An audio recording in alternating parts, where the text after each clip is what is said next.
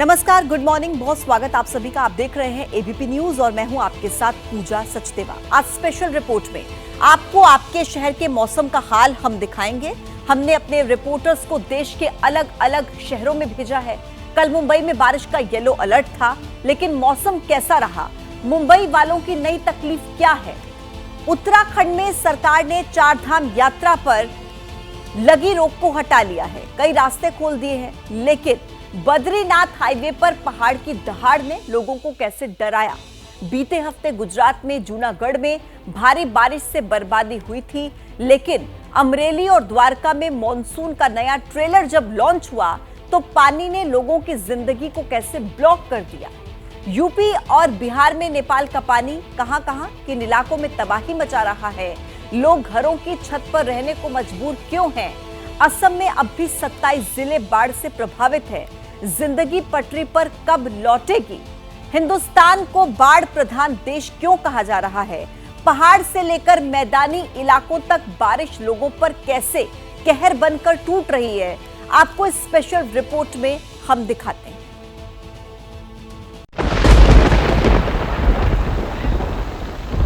उत्तराखंड में बारिश ने लोगों की मुसीबतें बढ़ा दी हैं। जहां एक तरफ पहाड़ों में चट्टानें दरक रही हैं, तो मैदानी इलाकों में बाढ़ जैसे हालात बन चुके हैं। मुख्यमंत्री पुष्कर सिंह धामी खुद ग्राउंड पर मौजूद रहे और बाढ़ प्रभावित इलाकों का दौरा भी किया। चंद घंटे पहले ही उत्तराखंड सरकार ने चारधाम यात्रा पर लगी रोक हटा ली थी, लेकिन इन तस्वीरों को देखकर यात्रियों की मुश्किलें जरूर बढ़ जाएंगी।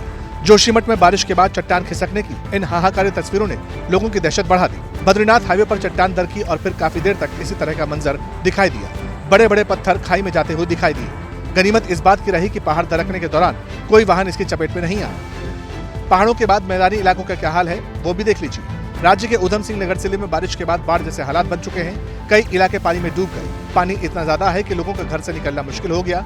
स्कूल दफ्तर तो छोड़ दीजिए, राशन तक के लिए बाहर नहीं जा सकते। घर के बाहर खड़ी गाड़ियां भी पानी में डूबी नजर आई। इलाके के लोगों का कहना है कि बीते 3 दिनों से घरों में कैद है। पानी के बीच से निकल पाना बहुत मुश्किल है। सांप का भी खतरा बन चुका है। आप यहीं के रहने? यहीं के रहने हैं बेटा। सामने आपका ही है? हाँ। बाहर राशन लेने जाते हैं? हाँ। अच्छा। पूरा पानी भर गया। 3 दिन हो गए हैं। 7 दिन हो गए हम अंदर ही अंदर है ना। बच्चे भी ट्यूशन भी नहीं जा रहे हैं, स्कूल भी नहीं जा रहे हैं, दूध भी नहीं है। हमारी छोटी बच्ची है, दूध भी नहीं है। अंदर कैसे जाए बाहर? बच्चों के लिए कितनी प्रॉब्लम हो रही। बच्चों को ना स्कूल भेज पा रहे हैं ना ट्यूशन भेज पा रहे, तो बच्चों का भविष्य खराब हो रहा है। बारिश के बाद सरकारी अमला ग्राउंड पर दिखा। खुद उत्तराखंड के मुख्यमंत्री पुष्कर सिंह धामी ने कुमाऊं मंडल में टनकपुर, बनबसा और खटीमा के बाढ़ प्रभावित इलाकों का सर्वे किया। पिछले 3 दिनों से जो भारी बारिश हुई है उसके कारण से पूरी तरह से जलमग्न हो गया है। अभी हमारी प्राथमिकता है कि जनजीवन सामान्य हो। जो लोग अपने घरों से रेस्क्यू किए गए हैं, दूसरी जगह पर हैं, उनके घरों को ठीक करके वो घरों पर वापस जाएं और राहत दी जाए। मतलब इस समय सबको सहायता हो, यही प्रशासन के लोगों को, सब लोगों को हमने कहा। सरकार हर बार इस तरह के दावे भी करती है और बाढ़ की वजह से नुकसान झेल रहे लोगों की मदद की बात भी की जाती रही है, लेकिन इस वक्त जरूरत है तो बाढ़ नियंत्रण को लेकर एक ठोस एक्शन प्लान बनाने की, ताकि हर साल इस तरह की बाढ़ की तस्वीरें और लोगों की बेबसी देखने को न मिले। भारी बारिश की वजह से यूपी के कई लोगों की मुसीबतें बढ़ गई हैं। राज्य के कई इलाके पानी में डूब चुके हैं। बलरामपुर, श्रावस्ती, कुशीनगर और पीलीभीत के सैकड़ों गांवों के हालात बद से बदतर होते जा रहे हैं। पानी की मार कैसी होती है, लखीमपुर खीरी से आई इन तस्वीरों से अंदाजा लगाया जा सकता है। थोड़ी देर पहले सब ठीक था, लेकिन पानी ऐसा आया कि पटरी डूब गई। एक जगह तो पानी पटरी को तोड़कर चीरता हुआ निकल गया। पीलीभीत में लगातार हुई बारिश के बाद शारदा और देवहा नदी का जलस्तर बढ़ गया। नदी किनारे दर्जनों गांव बाढ़ की चपेट में आ गए। पानी की मार शहरवासियों पर भी पड़ी। डीएम आवास से लेकर पूरी ऑफिसर्स कॉलोनी भी पूरी तरह जलमग्न है। अफसरों ने अपने घरों को छोड़कर होटल में ठिकाना बना लिया है। शारदा नदी के किनारे बाढ़ में फंसे लोगों का एनडीआरएफ की टीम जिला प्रशासन के सहयोग से रेस्क्यू कर उन्हें सुरक्षित स्थानों तक ले जाने में जुटी है। जो लोग फंस गए उन्हें एयरलिफ्ट किया जा रहा है। सुरक्षित स्थानों पर आ जाएं। नेपाल से बहने वाली राप्ती नदी ने इस बार भी श्रावस्ती जिले में जमकर तबाही मचाई। राप्ती खतरे के निशान से ऊपर बह रही है, जिसकी वजह से जिले के लगभग 45 गांव टापू बन गए। आज बारिश हो या ना हो, हल्का अगर बारिश हो तो रास्ता निकल नहीं पाते हैं। ना कोई रोड बना है वहाँ पर, ना कोई सुविधा है। अगर हल्का बारिश हुआ तो इतना पानी आ जाता है पूरा एकदम टोटल। बाढ़ का प्रकोप यहाँ बहुत भयंकर था और इससे जो है हमारे यहाँ ग्राम सभा के लोगों के घर में पानी भर गया, बहुत ज़्यादा ही नुकसान हुआ। हमारी मांग है सरकार से कि इनको जो है जो व्यवस्था हो सरकारी सुविधाएं की मुहैया कराई जाए। बाढ़ प्रभावित 1200 लोगों को राहत शिविर में शिफ्ट किया जा चुका है। राहत बचाव का काम अभी जारी है। हमारे 19 बाढ़ चौकियां स्थापित की गई हैं। सभी पर बाढ़ चौकी प्रभारी तैनात हैं। जो राशन उपलब्ध कराना है वो भी आज रात्रि तक सबको उपलब्ध करा दिया जाएगा। हमारा जो कंट्रोल रूम है वो 24 घंटे संचालित है। सभी तहसीलों में पुलिस और प्रशासन के लोग जो है लगातार उसको मॉनिटरिंग कर रहे हैं। बाढ़ की स्थिति से निपटने के लिए बैठकों का दौर जारी है। आपदा प्रबंधन को कई आदेश जारी किए गए हैं। इसके साथ ही मौसम विभाग का कहना है कि अगले 5 दिन और बारिश होगी। ऐसे में लोगों को खुद सावधानी बरतनी होगी। गुजरात में भी मॉनसून का दूसरा दौर शुरू हो गया। द्वारका इलाके में कुछ घंटे की बारिश ने पूरे इलाके को तालाब में तब्दील कर दिया। कई लोग जान पर खेल के सड़क पार करते हुए दिखाई दिए। इन तस्वीरों को देखकर लगता है कि कुदरत ने गुजरात में जल कर्फ्यू का बटन दोबारा ऑन कर दिया। आशंका तो पहले से थी, लेकिन इतनी बारिश होगी इसे लेकर शायद सिस्टम और लोग तैयार नहीं थे। द्वारका के कई ग्रामीण इलाके पानी में डूबे नजर आए। कल्याणपुर के बनकोड़ी, हड़मतिया भाटिया और लांबा गांगड़ी गांव में भारी बारिश हुई। इसके साथ साथ भाटिया द्वारका हाईवे पर भी ट्रैफिक बाधित हुआ। कॉजवे पुल पर भी सैलाब के सबूत नजर आए। लेकिन इस सब के बावजूद कई लोग ऐसे थे जो पानी के बीच ह्यूमन चेन बनाकर आगे बढ़ रहे थे। आपको बता दें कि गुजरात के लिए मौसम विभाग ने 17 जिलों में बारिश का अलर्ट जारी किया हुआ है।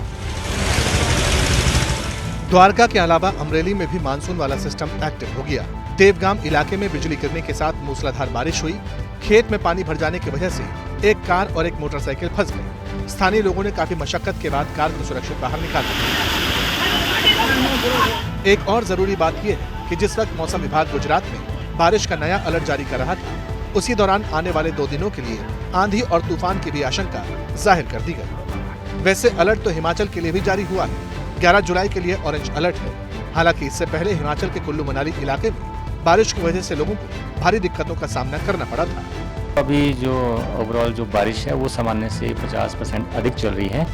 जो केवल हमारे 3 डिस्ट्रिक्ट हैं, सिरमौर, ऊना और लाहौल स्पीति, जहाँ सामान्य से कम बारिश है, और बाकी जो शेष डिस्ट्रिक्ट हैं वहाँ सामान्य से काफ़ी अधिक बारिश रिकॉर्ड की। प्रदेश में जो एक्टिविटी है 10 जुलाई से फिर से ग्रेजुअली पिकअप करेगी और इंटेंसिटी वाइज भी पिकअप करेगी और डिस्ट्रीब्यूशन वाइज भी मतलब एक्टिविटी बढ़ेगी। और इसके चलते देखिए 10, 11 और 12 जुलाई को प्रदेश के बहुत से स्थानों में प्लेन क्षेत्र हो गए, मध्यवर्ती क्षेत्र जो हाई रीचेज में है वहाँ पे बारिश होने की संभावना है। और जो हैवी रेनफॉल का अलर्ट है देखिए वो 11 और 12 जुलाई को इशू किया गया है। इधर कर्नाटक के उडुपी में 3 दिन बाद जब बारिश होगी तो बारिश से बर्बादी के निशान नजर आए। कई जगह जल भराव की स्थिति देखने को मिली। सोमवार को एक गाड़ी जल भराव वाली सड़क से गुजर रही थी, लेकिन तेज बहाव के चलते खेत में चली गई। गनीमत रही कि गाड़ी में सवार 4 लोग पहले ही बाहर निकल चुके थे। अब कन्नरपाड़ी कडेकरू लिंक रोड से इस कार को बाहर निकाला गया। तेज बारिश की वजह से लोगों को परेशानी हुई, लेकिन पानी का सिस्टम भी ठीक हुआ है। 10 महीनों में पहली बार तालाबों का लेवल बढ़ा है। हालांकि मौसम विभाग ने 10 जुलाई के लिए देश के कई राज्यों में ऑरेंज अलर्ट भी जारी किया है। ब्रह्मपुत्र नदी अपने उफान पर है और असम के कई जिलों में ये खतरे के निशान से ऊपर आज भी बह रही है।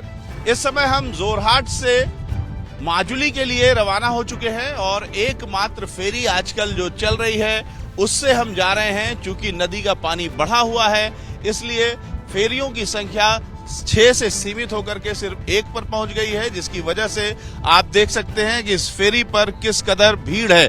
असम में सैलाब का सितम कैसा है यही जानने के लिए रविकांत माजुली के लिए निकले। सकरे रास्ते से होते हुए उन इलाकों तक गए जहां शायद सरकार ने भी लोगों की सुध नहीं ली। पता चला कि पहली बार कोई न्यूज चैनल इस जगह तक पहुंचा। जो लोग मिले उन्होंने बताया कि अंदरूनी इलाकों में अब भी कई गाँव वाले हैं जिन्हें मदद की दरकार है। तो अभी आप लोगों को फेरी कम चलने के कारण दिक्कत आ रही है? हाँ, बहुत दिक्कत आ रही है। अभी फिलहाल 1 सप्ताह से बंद हो रहा है फेरी, हमारा टिकट हो रहा है। दिक्कत यही है बस रोड तो नहीं है यहाँ पे, रोड टूट गया है यहाँ पे, जो देख सकते हैं ना यहाँ पे रोड टूट गया, असम में ब्रह्मपुत्र नदी की वजह से बाढ़ के हालात कोई नई बात नहीं है। हर साल बारिश के मौसम में नदी का जलस्तर बढ़ता है, इस बार भी यही हुआ। लेकिन दिक्कत यह है कि बारिश प्रभावित जिलों के लिए कोई मास्टर प्लान बनता दिखाई नहीं देता। बताया जा रहा है कि 20 लाख से ज्यादा लोग अब भी बाढ़ से प्रभावित हैं। पानी कम जरूर हुआ, लेकिन सोमवार रात तक 6 और लोगों की जिंदगी ले लिया। मृतकों का आंकड़ा बढ़कर 72 हो गया। हम आ गए हैं माजुली के भीतर, दुनिया के सबसे बड़े नदी द्वीप के भीतर हम हैं। ये टापू है और यहाँ पर जो माजुली का एक बेहद इम्पोर्टेंट रास्ता था वो कट गया है। यहाँ पर ये एक बंधा था जो कि पूरी तरीके से नदी से, ब्रह्मपुत्र नदी के पानी से कट गया है। लगभग 50 to 60 गांव यहाँ, मतलब ये रोड कम एम्बैंकमेंट है, ठीक है। तो 50-60 गांव अभी इस साइड आ नहीं पा रहे क्योंकि नाव में तो छोटा नाव में आ नहीं सकते, इसलिए। मौसम विभाग के मुताबिक असम के ऊपर एक चक्रवाती दबाव बना हुआ है। इसकी वजह से गरज के साथ बारिश और बिजली गिरने की बहुत ज्यादा संभावना बन चुकी है। असम के अलावा मेघालय, नागालैंड, मणिपुर, मिजोरम और त्रिपुरा में भी बारिश की आशंका है, लेकिन असम का हाल सबसे बुरा है। 40 साल बाद ऐसा हुआ है कि माजुली में ब्रह्मपुत्र नदी ने वो रूप दिखाया है जिसके कारण तमाम घर करीब 6-6 फीट पानी में डूब गए। असम में बड़ी छोटी नदियों को मिलाकर करीब 12 नदियां खतरे के निशान से ऊपर बह रही हैं। शिवसागर में दिखो, नगला मुराघाट में दिसांग और करीमगंज में कुशरा नदी खतरे के निशान को पार कर गई। धुबरी जिले ने बाढ़ की सबसे ज्यादा मार झेली। यहाँ करीब 5 लाख लोग प्रभावित हुए। इसके बाद काकर और बरपेटा में भी 3.5 लाख लोगों की जिंदगी अस्त व्यस्त हो गई। एबीपी न्यूज पहुंचा है माजुली के उन इलाकों में जहां पर बाढ़ का प्रकोप सबसे ज्यादा है। हम उस इलाके में हैं माजुली के जहां पर आम लोग पूरी तरीके से माजुली से ही कट गए हैं। यानी माजुली खुद एक टापू है और माजुली के करीब 50 से ज्यादा गांव का एक हिस्सा माजुली से भी कट गया है और उसके जो घर हैं वो अपने आप में टापू में बदल गए हैं। यहाँ पर तमाम घर ऐसे हैं जो पानी से घिरे हुए हैं और बिना पानी में उतरे ये किसी पड़ोसी के यहाँ भी नहीं जा सकते। आप यहाँ पर देखिए, एक और घर के लोग हमारा इंतजार कर रहे हैं क्योंकि इनको अपनी बात कहनी है और यहाँ पर ये चाहते हैं कि हम इनके पास आएं। माता जी, आप लोग बताइए कि आप लोगों का जीवन कैसे गुजर रहा है, कितने लोग परिवार में हैं और क्या कुछ आप लोगों को सहना पड़ रहा है? यहाँ पर माता जी सबसे पहले सामान दिखाने के लिए हमसे कह रही हैं कि हमारा सामान दिखाइए। और घर के अंदर यहाँ पर सब्जियाँ या उगाई हैं। ये सब्जी नहीं है, ये क्या है? सरसों है। अच्छा, तो ये सरसों उगाई है। किसी के घर में, आपके ड्राइंग रूम की जमीन में सरसों उगाए तो किस तरीके की स्थिति होगी, वही स्थिति यहाँ पर इन माता जी के घर में है। मुंबई में आज भारी बारिश से लोगों को राहत मिल गई, पर लेकिन जब मुंबईकर सड़कों पर उतरे फिर एक बार सिस्टम सवालों के घेरे में आ गई, क्योंकि पानी भरने के बाद मुंबई के सड़कों पर गड्ढे दिखाई दिए। लगता है मुंबई की किस्मत में मानसून वाली परेशानी ही लिखी है। सरकार और बीएमसी लाख दावे कर ले कि सब सुधर जाएगा, मुंबई को वर्ल्ड क्लास सिटी बना देंगे, गड्ढा और जल भराव मुक्त शहर बना देंगे, लेकिन ऐसा होता दिखता नहीं। सोमवार को 6 घंटे में 300 मिलीमीटर बारिश ने बीएमसी के दावों की हवा निकाल दी। आज जब पानी कम हुआ तो सड़कों पर नई मुसीबत थी, बड़े बड़े गड्ढे दिखाई दिए। फिलहाल बरसात थमी हुई है, लेकिन आप देख सकते हैं कि पहली बारिश ने क्या हाल कर दिया है मुंबई की सड़कों का। मैं जिस पुल पर खड़ा हूँ, ये पुल सायन से चूना भट्टी जाने वाला पुल है और इस पुल के ऊपर आप देख सकते हैं कि कितने बड़े बड़े गड्ढे यहाँ पर दिखाई दे रहे हैं और जिस वजह से लोगों को गाड़ियाँ ले जाने में काफ़ी दिक्कतों का सामना करना पड़ रहा है। इस सब के बीच सड़कों पर गड्ढों को लेकर काफी लोग नाराज दिखे, क्योंकि कई बार मुंबई और आसपास के इलाकों में ये गड्ढे जानलेवा साबित हो चुके हैं। पानी की वजह से पता नहीं चलता कि गड्ढा कितना खतरनाक है। दादा, इन गड्ढों से कितनी दिक्कतें होती है? बहुत दिक्कतें हैं, एक्सीडेंट होने के चांसेस बहुत ज़्यादा बढ़ जाते हैं और रात वगैरह में स्ट्रीट लाइटें भी बनती तो हम लोग 2-3 बार आए गए, बहुत प्रॉब्लम हुई है। दादा, ये जो सड़कें हैं, गड्ढों की वजह से कितनी दिक्कत होती है? अरे परेशानी हो जाती है, एक्सीडेंट होता है, टायर पंक्चर होता है। हमारा एक्सीडेंट देखो, ऐसे पीछे स्कूटर वाला ठोक के चला जाता है, हम तो परेशान रहते हैं और बोलते हैं कस्टमर कैसे चला रहे हो, क्या करें? हमारा बोलो पब्लिक के लिए कुछ करो भाई, अभी आप कुछ तो करो। मुंबई के अलावा महाराष्ट्र के दूसरे इलाकों में भी पानी ने मुसीबत बढ़ाई थी, लेकिन अब कोल्हापुर में पंचगंगा नदी का जलस्तर कम होता हुआ दिखाई दिया। मंगलवार को water level 32 feet 8 inch record किया गया। हालांकि अब भी जिले के 51 यात्री पुल पानी में डूबे हैं। दूसरी ओर मुंबई नासिक हाईवे पर बारिश का आफ्टर इफेक्ट दिखाई दिया। वाशिंद और आसनगांव इलाके के बीच हाईवे पर लंबा जाम लग गया। 1 किलोमीटर तक गाड़ियों की कतार दिखाई दी। हालांकि बाद में जाम के खुलने की खबर आई। सिस्टम नहीं दिखाई दिया। हाई टाइड के लिए भी चेतावनी दी गई थी, लेकिन हालांकि मरीन ड्राइव पर सबको इकट्ठा होने की इजाजत दी गई है। तो बिहार में कोसी एक बार फिर डराने लगी है। ये शब्द इसलिए क्योंकि कोसी अलार्मिंग सिचुएशन में है और सीधी तस्वीर ये आपको नजर आ रही है। कोसी जिसकी धार आप देख सकते हैं बेहद तेज है और सामने जो आपको नजर आ रहा होगा वो नेपाल है, यानी मैं नेपाल इंडिया के बिल्कुल बॉर्डर के पास मौजूद हूँ। पहले भारी बारिश और फिर नेपाल ने जब पानी छोड़ा तो कोसी नदी में बाढ़ आ गई। जल स्तर बढ़ने की वजह से नदी किनारे बसे इलाकों में जल प्रलय के सबूत दिखाई देने लगे। कोसी के अलावा कई नदियां खतरे के निशान के ऊपर बहने लगी और इसका सबसे ज्यादा असर पड़ा सुपौल और गोपालगंज जैसे इलाकों में। सुपौल में हमारी संवाददाता निधि बाढ़ग्रस्त इलाके में पहुंची। ग्राउंड रिपोर्ट से हालात का अंदाजा लगाया जा सकता है। नेपाल में बारिश हो रही है। बिहार में सुपौल जिले के गौरीपट्टी में इस वक्त मैं मौजूद हूँ और नेपाल में बारिश हो रही है। ये बिहार के लिए डर की बात है। डर इसलिए क्योंकि नेपाल में बारिश होने से कोसी नदी उफान पर है और कोसी जब विकराल रूप धारण करती है तो जो तस्वीर होती है वो मैं आपको दिखाती हूँ गौरीपट्टी गांव से, जिस वक्त मैं यहाँ पहुँची हूँ। और चूंकि इस गांव में पानी, ये देखिए ज़रा पानी की तस्वीर, पानी जो है वो जम चुका है बिल्कुल और पानी की निकासी का कोई यहाँ पर उपाय नज़र नहीं आ रहा है। और यही वजह है कि इस आसपास में जो जिनके घर हैं वो सभी अपने अपने घरों में फंसे हुए हैं। ये देखिए ज़रा जिनके घर हैं यहाँ। जिसके पास संसाधन होते हैं वो तो बाढ़ की आशंका के बीच अपना इंतजाम कर लेता है, राहत शिविरों का रुख करता है या फिर सुरक्षित स्थान की तरफ जाता है। लेकिन कई लोगों को ये पानी संभलने का मौका नहीं देता। गौरीपट्टी गांव में निधि ने लोगों से बात की तो उनका दर्द सामने आ गया।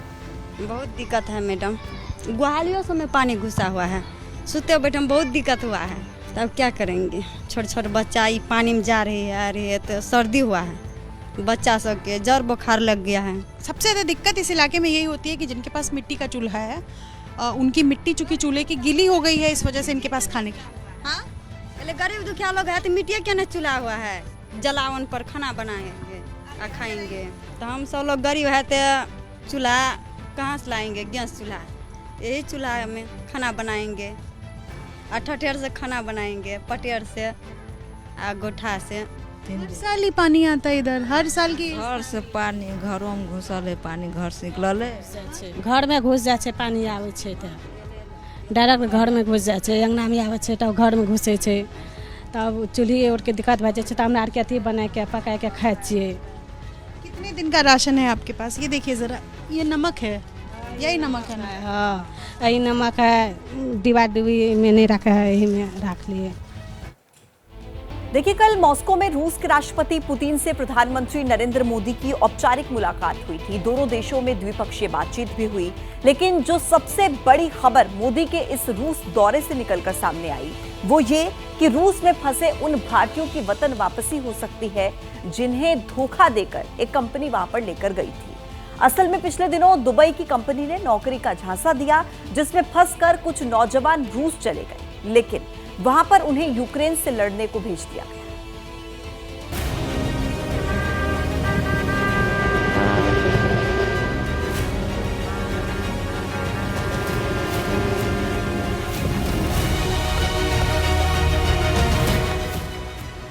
रूस के राष्ट्रपति पुतिन के साथ पीएम मोदी का ये वीडियो औपचारिक मुलाकात से पहले का है। प्राइवेट डिनर पर दोनों देशों के नेता मॉस्को में मिले।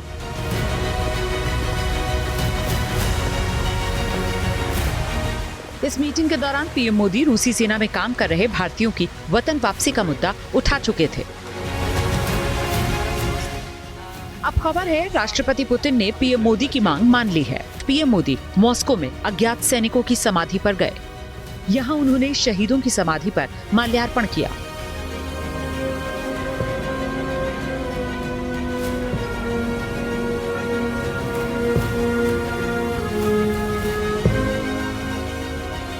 असल में पिछले महीने रूस से एक वीडियो सामने आया। इस वीडियो में रूसी सेना की वर्दी पहने कुछ भारतीय युवक मदद की गुहार लगाते दिखे थे। भारत सरकार से हमारी हाथ जोड़ के निवेदन है कि हमें जल्द से जल्द यहाँ से निकाल दिया जाए और हमारे जैसे भारतीय भाई यहाँ पर और भी पशु हैं। इलियास हुसैन उन्हीं में से एक है जिसने वीडियो बनाकर सोशल मीडिया के जरिए भारत सरकार तक अपनी बात पहुँचाई। क्या है, हमको कुछ पता नहीं है, पता ना पता वो कौन सी जगह पे कुछ न्यूज़ नहीं है। अभी हम लोग को फिर इधर से किधर लेके जाएंगे हम लोग को वो भी नहीं मालूम है। और ये लोग इतना होने के बाद भी हम लोग को बोल रहे हैं, एजेंट लोग को हम लोग को आर्मी में डाला है। हुआ ये कि हेल्पर की नौकरी का झूठा वादा करके इलियास जैसे दर्जनों भारतीय युवकों को रूसी सेना में भर्ती करा दिया गया और यूक्रेन की लड़ाई में भेज दिया गया।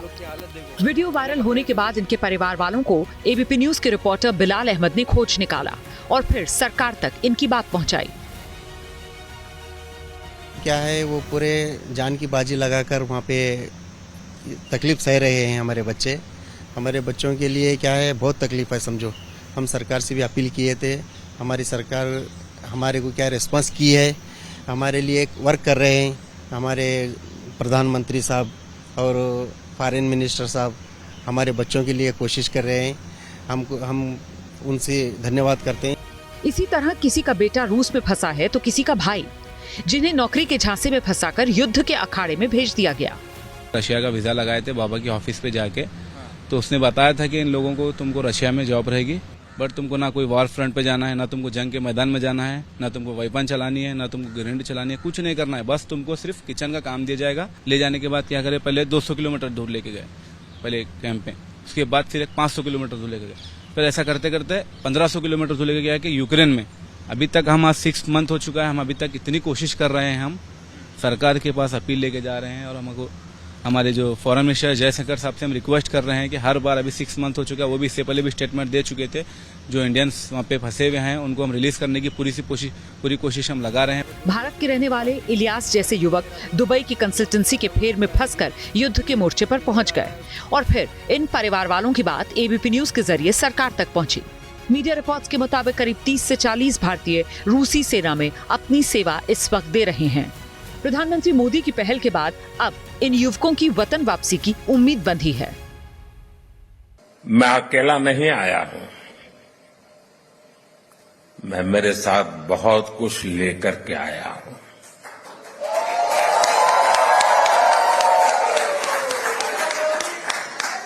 मैं अपने साथ हिंदुस्तान की मिट्टी की महक लेकर के आया हूं। मैं अपने साथ 140 करोड़ देशवासियों का प्यार लेकर के आया।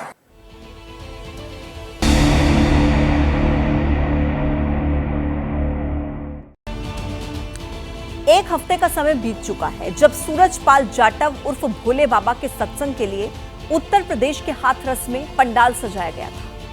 बाबा के चरणों की धूल लेने के लिए मची भगदड़ में 121 लोगों की जान चली गई। एक हफ्ते के बाद हाथरस कांड की जांच करने वाली एसआईटी ने अपनी रिपोर्ट यूपी सरकार को सौंप दी है।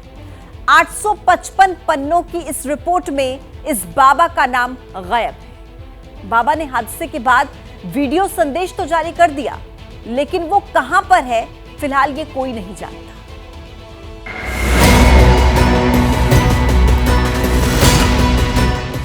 ये कोई केतली नहीं बल्कि रहस्यों से भरी एक पोटली है।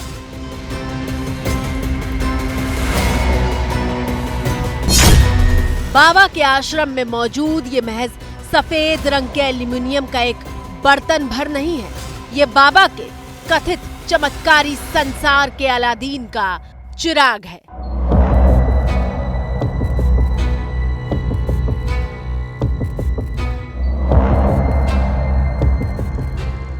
इस केतली में कैद है रहस्यों से भरे बाबा नारायण साकार हरि की कल्पना की उड़ान वाली वो दुनिया जिसके पीछे दीवाने हैं बाबा के सैकड़ों भक्त। परमात्मा है और परमात्मा ही रहेंगे। जो जग से न्यारे हैं नारायण साकार। आपकी स्क्रीन पर मौजूद इस केतली के भीतर देश के लाखों लोगों का अंधविश्वास बंद है।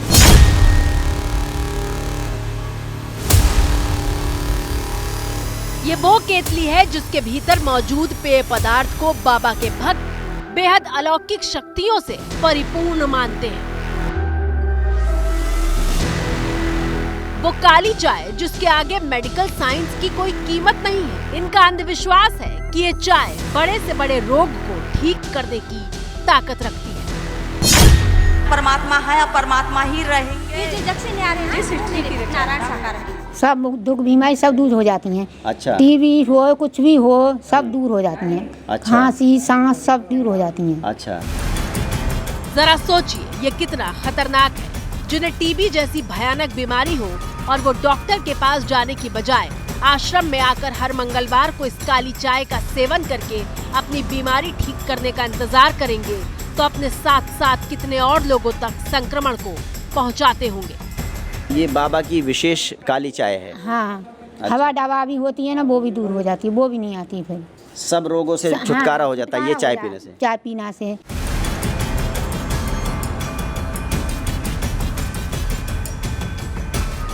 लेकिन भोले बाबा के भक्तों के लिए ये काली चाय अमृत प्रसाद है।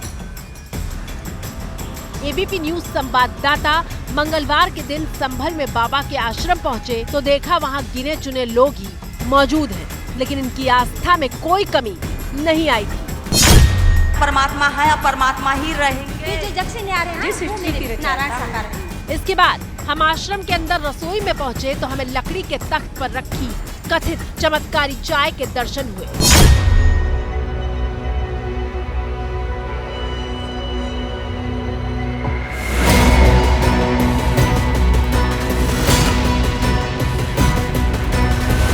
ये जो आश्रम का जो रसोई है उसमें ये केतली जो है ये रखी हुई है और यहाँ पर जो भक्त हैं जब आते हैं तो वो ये जो चाय है इस चाय को पीते हैं।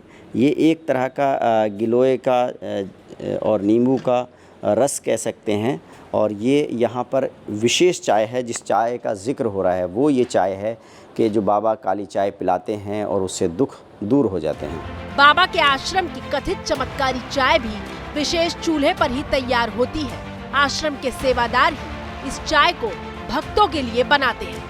इसमें कई चीजें पड़ी हुई हैं, 12-13 चीज पड़ी हुई हैं। अच्छा, क्या क्या पड़ता है? लौंग, हाँ। काली मिर्चें, और क्या नाम है वो दालचीनी और पीपरें, तेजपाल के पत्ते, अदरक, नींबू, काला नमक, गिलो, अच्छा, चाय की पत्ती, अच्छा, तुलसी, अच्छा, ये पड़ती हैं। इस चाय में दूध नहीं पड़ता है? दूध नहीं पड़ता है इसमें। अच्छा। हाँ। तो ये जो प्रसाद के रूप में दी जाती है इससे क्या लाभ होता है? लाभ होता है जिसकी मतलब इसे पीने से बुखार कम हो जाते हैं। डॉक्टरों ने भी बताया, पीछे बताया डॉक्टरों ने कि इसको पियो तो तुम्हारे बुखार खत्म हो जाएंगे। भक्त इस काली चाय को अमृत रस कहते हैं।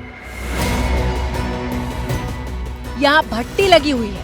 पूरी रसोई में हर तरफ बर्तन मौजूद है। इसी रसोई में भक्तों के लिए लंगर तैयार होता है। को हम दिखाना चाहेंगे कि यहाँ पर जो भट्टी है वो लगी हुई है। इस पर लंगर जो है वो तैयार होता है भंडारे का और उसके अलावा एक तरफ और एक ये चूल्हा बना हुआ है और यहाँ पर चाय जो है वो विशेष तौर से सेवादारों को, भक्तों को, अनुयायियों को पिलाई जाती है। उत्तर प्रदेश के संभल के बाद आप चलिए सीधे आगरा, जहां हैरान कर देने वाली तस्वीरें सामने आई। आश्रम बंद है लेकिन सीढ़ियों को महिलाएं अपने पल्लू से साफ करती हुई दिखाई दे रही थी। ये तस्वीर इस बात की गवाही है कि इतना बड़ा हादसा होने के बावजूद बाबा के प्रति अटूट आस्था में इंच भर का फर्क भी नहीं आया है।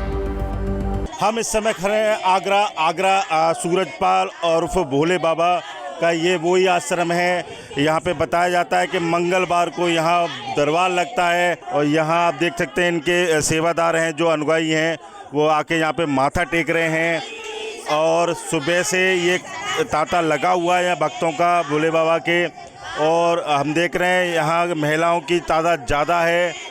हमने आके यहाँ रियलिटी चेक किया तो हमको पाया कि यहाँ पे लगभग 100 महिलाएं से ज़्यादा महिलाएं दर्शन हो चुकी हैं। ये देख सकते हैं आप किस तरीके से महिलाएं यहाँ पर अपने साड़ी के पल्लू से इसकी सफाई कर रही हैं।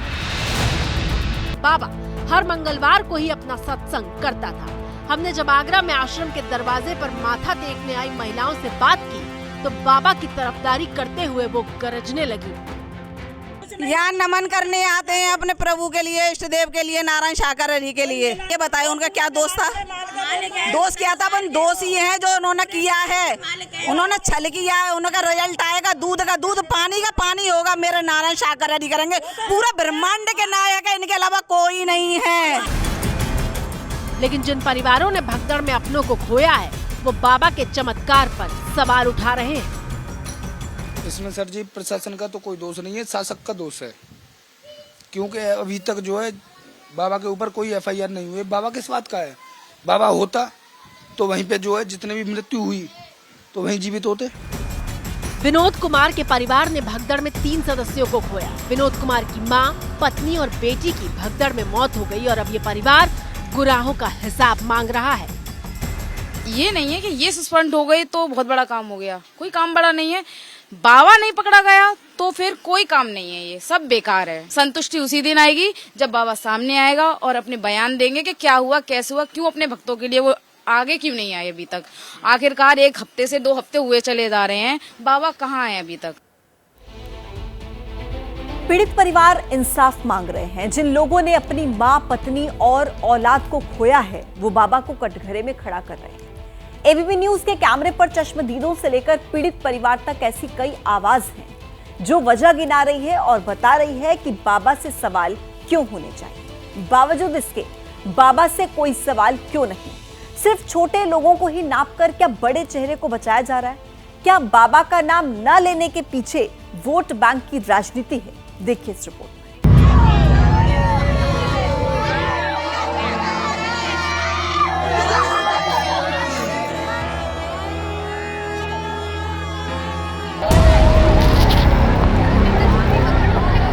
वो 2 जुलाई की मनहूस तारीख थी जब सैकड़ों महिलाएं और बच्चे बदहवास होकर भागती भीड़ के पैरों के नीचे कुचलकर मारे गए थे। अभी तक जो है बाबा के ऊपर कोई FIR नहीं हुई। बाबा किस बात का है? बाबा होता तो वहीं पे जो है जितने भी मृत्यु हुई तो वहीं जीवित होते। बाबा को खत्म किया जाए। बाबा नहीं है, ढोंगी है, बिल्कुल नहीं है। बाबा वहाँ से निकले, भगदड़ मची। जब मालूम उन्हें पड़ा, ऐसी बात नहीं उन्हें मालूम नहीं पड़ा, तो बाबा को आना चाहिए, नहीं आनी चाहिए। अब जब बाबा वहाँ पे आए नहीं तो भैया उनको दोषी माना जाएगा, जो अपने आप को भगवान कहते हैं। 2 जुलाई को 121 मौत हो गई, अस्पताल लाशों से पट गए। लेकिन 1 हफ्ते बाद SIT ने जो रिपोर्ट उत्तर प्रदेश सरकार को सौंपी है, उसमें बाबा को क्लीन चिट मिलती हुई दिखाई दे रही है। SIT रिपोर्ट में लिखा है, साजिश से इनकार नहीं है, पर गहन जांच की जरूरत है। आयोजकों की लापरवाही से हादसा हुआ है। भीड़ को आमंत्रण देने के बाद पर्याप्त इंतजाम नहीं किए गए। स्थानीय पुलिस और प्रशासन ने आयोजन को गंभीरता से नहीं लिया। लेकिन हाथरस कांड को लेकर FIR से लेकर SIT की रिपोर्ट तक कहीं बाबा का नाम नहीं है। ले रे के बाबा पे लाखों वोट हैं, वोट को चक्कर है जे सबरो, जे वोट चाहिए हरे के बाबा को। जब बाबा है का है, बाबा को जितने को नजर है उतनी वोट चलो जातू है, जासू बाबा ना आरो चक्कर में। हाथरस कांड के 4 दिन बाद तक बाबा लापता रहे और फिर अचानक उनका वीडियो संदेश सामने आया। 2 जुलाई की घटना के बाद बहुत ही व्यथित हैं। प्रभु हमें बस संगत को इस दुख की घड़ी से उबरने की शक्ति दें। और अब ABP न्यूज आपको बारी बारी वो वजहें बताने जा रहा है जो बाबा की भूमिका पर सवाल उठाती हैं। पहली वजह, चश्मदीदों के मुताबिक बाबा ने मंच से कहा था कि उनके चरणों की धूल हर तरह के दुख दर्द को दूर कर देगी और यही बात भगदड़ की वजह बनी। भोले बाबा जो हैं, जो सूरजपाल भोले बाबा जी हैं, उन्होंने मंच से ये कहा कि मेरी चरण रज से आपके सभी कष्ट दूर हो जाएंगे, आपकी सभी विपदा दूर हो जाएंगी। तो उस जब वो निकल के गए तो उनकी इस बात को लोगों ने, महिलाओं ने और पुरुषों ने जो सुना तो उनकी चरण रज लेने के लिए पीछे पीछे भीड़ चली। भीड़ जब चली तो वहां के सेवादारों ने डंडा से उनको रोकने का प्रयास किया। बड़ी खबर, आज प्रधानमंत्री नरेंद्र मोदी की विदेश यात्रा का दूसरा दिन है। रूस के बाद ऑस्ट्रिया में भी पीएम मोदी का ग्रैंड वेलकम हुआ है। वियना में ऑस्ट्रिया के चांसलर ने गले लगाकर पीएम मोदी का स्वागत किया। इसके बाद पीएम मोदी ने प्रवासी भारतीयों से भी मुलाकात की। आज प्रधानमंत्री Modi Austria Bharat business meeting में शामिल होंगे। इसके साथ ही ऑस्ट्रिया के राष्ट्रपति और चांसलर के साथ मोदी की बायलैटरल मीटिंग भी होने वाली है और फिर पीएम मोदी ऑस्ट्रिया में मौजूद प्रवासी भारतीयों को संबोधित भी करेंगे। तो ये आज दिन भर का स्केड्यूल प्रधानमंत्री नरेंद्र मोदी का रहने वाला है। ऑस्ट्रिया में प्रधानमंत्री नरेंद्र मोदी का ग्रैंड वेलकम किया गया, जिसकी तस्वीर आपके सामने है। इन 4 तस्वीरों के जरिए आप देख सकते हैं आज दिन भर का प्रधानमंत्री नरेंद्र मोदी का स्केड्यूल ऑस्ट्रिया में किस तरीके का रहने वाला है और जब प्रधानमंत्री नरेंद्र मोदी ऑस्ट्रिया में पहुंचे तो कैसे उनका भव्य स्वागत, ग्रैंड वेलकम रूस के बाद किया गया। इन 4 तस्वीरों के जरिए आप देख सकते हैं प्रधानमंत्री नरेंद्र मोदी का ऑस्ट्रिया के चांसलर ने गले लगाकर स्वागत किया वियना में और इसके बाद फिर प्रवासी भारतीयों से भी प्रधानमंत्री की जो मुलाकात हुई उसकी तस्वीरें आपके टीवी स्क्रीन पर हैं। उसके बाद देखिए आज प्रधानमंत्री नरेंद्र मोदी बिजनेस मीटिंग में भी शामिल होने वाले हैं, यानी कि डेलीगेशन लेवल की बातचीत आज होने वाली है। प्रधानमंत्री नरेंद्र मोदी जब वियना के होटल पहुंचे थे तो ऑस्ट्रिया के कलाकारों ने उनके स्वागत में वंदे मातरम गाया था।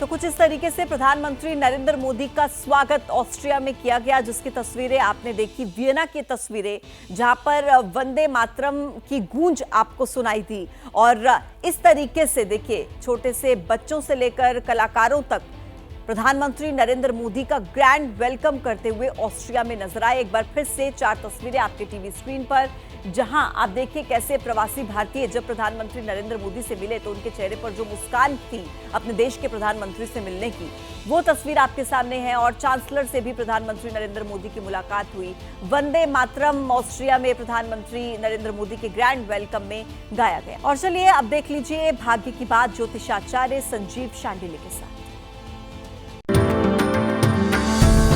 नमस्कार, मैं हूं ज्योतिषाचार्य संजीव शांडिल्य त्यागी। भाग्य की बात में आपका स्वागत है। आइए सबसे पहले आज का पंचांग देखते हैं। आज संवत 2081 आषाढ़ शुक्ल पक्ष की चतुर्थी तिथि प्रातः 7:51 तक रहेगी। उसके बाद पंचमी तिथि आरंभ हो जाएगी। आज 10 जुलाई 2024 बुधवार का दिन है। आज मघा नक्षत्र, व्यतिपात योग तथा विष्टिकरण है। आज चंद्रमा का राशि संचार सारे दिन सिंह राशि से रहेगा। आज राहु काल दोपहर 12 बजे से दोपहर 1:30 तक रहेगा। आज यम घंटक योग प्रातः 7:30 से प्रातः 9 बजे तक रहेगा। नए व्यापारिक कार्यों को करने के लिए आज अमृत नामक चौगड़िया मुहूर्त प्रातः 7:17 से प्रातः 8:58 तक रहेगा। आज उत्तर तथा पूर्व दिशा की यात्रा करना कंपटीशन, नौकरी, इंटरव्यू, बिजनेस, धार्मिक व घूमने के दृष्टिकोण से शुभ रहेगा। डॉक्टरी सलाह तथा मेडिकल जांच के लिए शुभ समय प्रातः 7:55 से प्रातः 8:20 तक, फिर दोपहर 12:57 से दोपहर 3:13 तक रहेगा।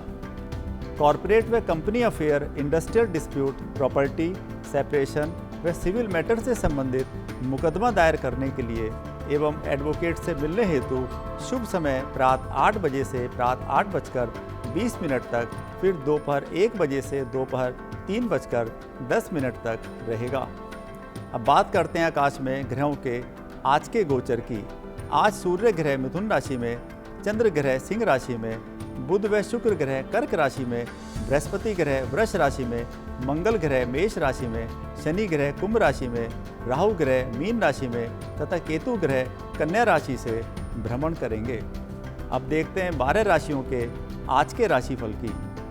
मेष राशि वालों के लिए आज का दिन खुशियों से भरा रहेगा। सेहत शानदार रहेगी, शांत तथा तनाव रहित रहेंगे। बच्चों का महत्वपूर्ण कॉलेज में एडमिशन होने के कारण घर में हर्षोल्लास बना रहेगा। जीवन के खालीपन को भरने के लिए महिला मित्र का सानिध्य मिल सकता है। रोमांटिक पलों को बिताने का समय है। बाहर का खाना खाने का शौक बढ़ सकता है। वृष राशि वालों के लिए आज का दिन उत्तम पलों को ला रहा है। सेहत अच्छी रहेगी, लेकिन खानपान की आदतों पर काबू पाना सेहत के लिए अच्छा रहेगा। हार्ड ड्रिंक व नॉनवेज का प्रयोग स्वास्थ्य को हानि पहुंचा सकता है। माताजी या मदर इन लॉ के साथ शॉपिंग का प्रोग्राम बन सकता है। घर के फर्नीचर को बदलने की संभावना है। पिताजी आज पार्ट टाइम जॉब कर सकते हैं। मिथुन राशि वालों के लिए आज का दिन महत्वपूर्ण रहेगा। राशि से चंद्रमा का तीसरे घर से भ्रमण शुभ रहेगा। स्वास्थ्य की बेहतरी के लिए जीवन शैली में बड़ा परिवर्तन ला सकते हैं। पारिवारिक दायित्व को पूरा करने में छोटे भाई का पूरा सहयोग मिलेगा। राजनीतिक लोगों का पुराना मान सम्मान वापस लौट सकता है। वर्क एफिशिएंसी के कारण आपकी सैलरी में इंक्रीमेंट लग सकते हैं। कर्क राशि वालों के लिए आज का दिन उम्मीद से अच्छा रहेगा। सेहत को बेहतर करने के लिए किसी फिटनेस एक्सपर्ट या योगा टीचर की सलाह ले सकते हैं। कर्क राशि वाले यदि भावनाओं पर नियंत्रण रखें तो हर क्षेत्र में सफल हो सकते हैं। ऑफिस की राजनीति से आपका बचना ठीक रहेगा। धन आगमन कई स्रोतों से हो सकता है। पिकनिक पर जाने की संभावनाएं हैं। सिंह राशि वालों के लिए आज का दिन अच्छे अवसरों को ला रहा है। फिटनेस को लेकर जागरूकता बढ़ सकती है। चंद्रमा से राशि के भ्रमण के कारण जीवन के प्रति उत्साह बढ़ेगा व शरीर में नई ऊर्जा जागृत होगी। बिजनेस को बढ़ाने का निर्णय सोच समझ कर लें। व्यापारिक साझेदारी शुरू हो सकती है। ईगो छोड़कर रिश्तेदारों के साथ बेहतर संबंधों की पहल करनी चाहिए। कन्या राशि वालों के लिए आज का दिन सौभाग्य से भरा रहेगा। महिलाएं तथा युवतियां फिटनेस के लिए एरोबिक या डांस क्लास ज्वाइन कर सकती हैं। आपकी भावनाओं को समझने वाले से मुलाकात हो सकती है। राशि से चंद्रमा के 12वें घर से भ्रमण के कारण पूर्व दिशा में व्यापारिक यात्रा पर जाना लाभ का सौदा रहेगा। गणेश जी की पूजा करें व दूर्वा घास अर्पित करें। तुला राशि वालों के लिए आज का दिन शानदार तथा नए अवसरों को ला रहा है। सोच सकारात्मक रहेगी। कारोबार को बेहतर करने के लिए नए विचार उत्पन्न होंगे। जीवन के रहस्यों को समझने के लिए अध्यात्म संबंधी पुस्तकें पढ़ सकते हैं। महिलाएं तथा युवतियां फैशन, एक्टिंग के क्षेत्रों में अपना लोहा मनवा सकती हैं।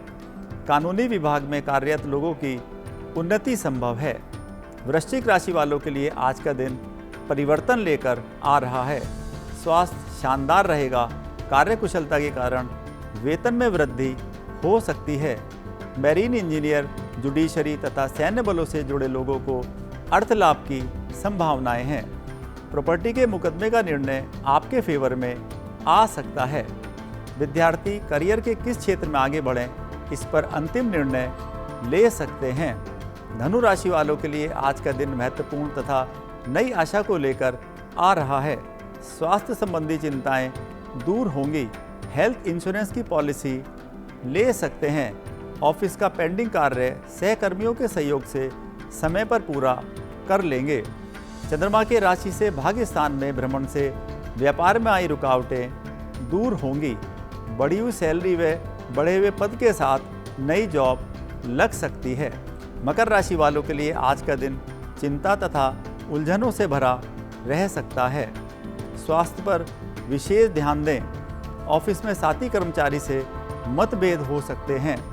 राजनीतिक लोग षड्यंत्र का शिकार हो सकते हैं।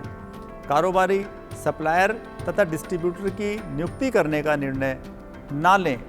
शरीर में विटामिन डी विटामिन B12 तथा आयरन की कमी दूर करने के लिए पौष्टिक आहार लेना उचित रहेगा। कुंभ राशि वालों के लिए आज का दिन सौभाग्यशाली रहेगा। आलस से दूर होगा, सारे दिन नई ऊर्जा महसूस करेंगे। कारोबार को बढ़ाने के लिए दूसरी कंपनियों से टाई अप हो सकता है। कारपोरेट मुकदमे में विजय मिल सकती है। बिजनेस को बढ़ाने के लिए नए साझेदार को शामिल कर सकते हैं।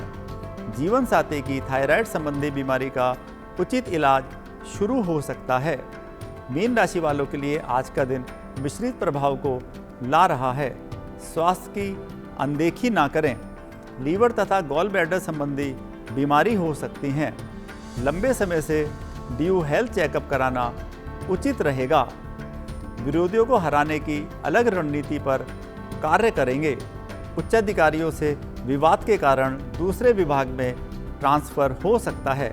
पारिवारिक बुजुर्ग को हेल्थ इशू हो सकते हैं। अब बात करते हैं आज के वास्तु ज्ञान की। भवन निर्माण में यह जानना महत्वपूर्ण होता है कि जिस जमीन पर भवन निर्माण, कॉलोनी या टाउनशिप का निर्माण हो रहा है उस भूमि का स्वरूप क्या है। जिस भूमि पर उगे वृक्षों या पौधों पर फूल, बेल, पत्तियां तथा वनस्पतियां हरी भरी रहती हैं तो वह भवन निर्माण के लिए भूमि उत्तम भूमि कहलाती है। अमरूद, आम, पलाश, आंवला के वृक्ष यदि उस भूमि पर होते हैं तो ऐसी भूमि भवन निर्माण के लिए उत्तम मानी जाती है। भराव की भूमि, उबड़ खाबड़, ऊंची नीची, टेढ़ी मेढ़ी, दुर्गंध युक्त भूमि भवन निर्माण या टाउनशिप के लिए शुभ नहीं होती। ऐसी भूमि पर भवन निर्माण करना बिल्डर्स तथा भूस्वामी के स्वास्थ्य के लिए ठीक नहीं होता तथा आर्थिक प्रगति रुक जाती है। भाग्य की बात में आज इतना ही। आपका दिन शुभ व मंगलमय हो। नमस्कार।